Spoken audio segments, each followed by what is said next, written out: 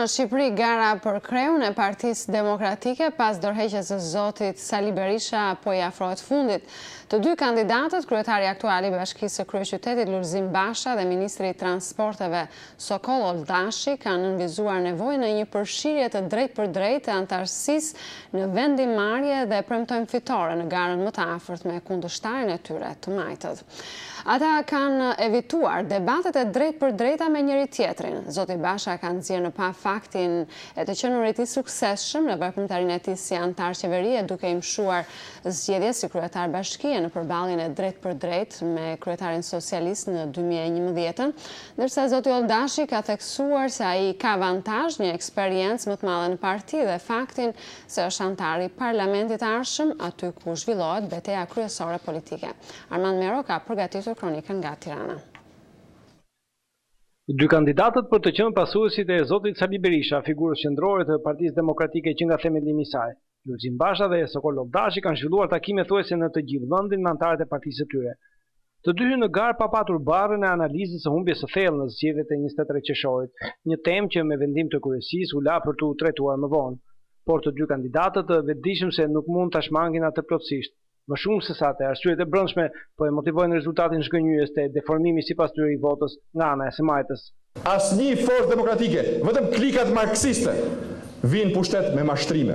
Dhe premtimet e tyre çdo ditë po faktohen që janë mashtrime nga cilat po fillojnë të tërhiqen akoma pa u zhdukur boja nga gishti i votuesve të mashtruar 23 qershorit. Zoti Oldashi nga ana e tij ka sulmuar më së tepër mbi Lëvizjen Socialiste për Integrim që bashkëqeverisi me ta për 4 vjet, edhe si një taktik ndaj rivalit të tij në garë për shkak të lidhjeve të forta që zoti Basha ka patur me kryetarin e LSI-s Ilir Meta. Madje zoti Oldashi akuzoi se LSI po përpiqet të ndërhyjë edhe në këtë proces të brendshëm të Partisë Demokratike. Janë të njëjtët që na vodhën votat me parat e pista që vodhën gjatë pushtetit ton, të cilët po përpiqen ndërim proces. Në Lushnjë, në Berat dhe Gjetk ka një përpjekje të qartë edhe nga segmentet LSI-s për ndërhyrjen këtë proces. Mbajini larg. Kjo parti është Partia e Demokratëve.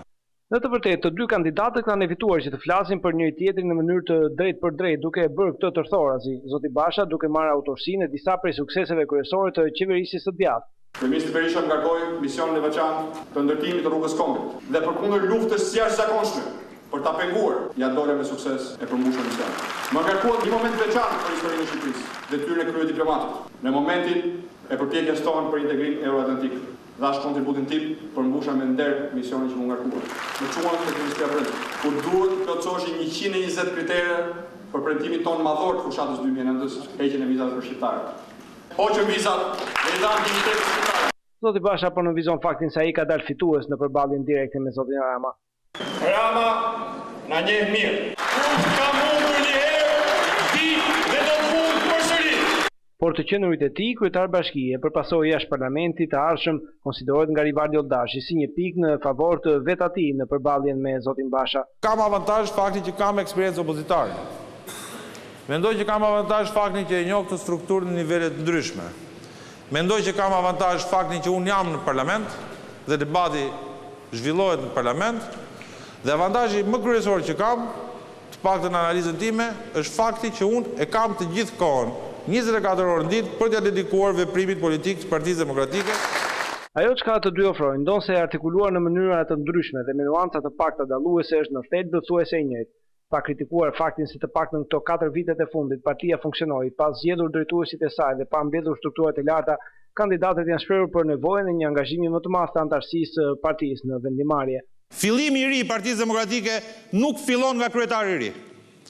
Fillon nga institucionalizimi i marrëdhënies me qelizën bazë të partisë. ADN-ja.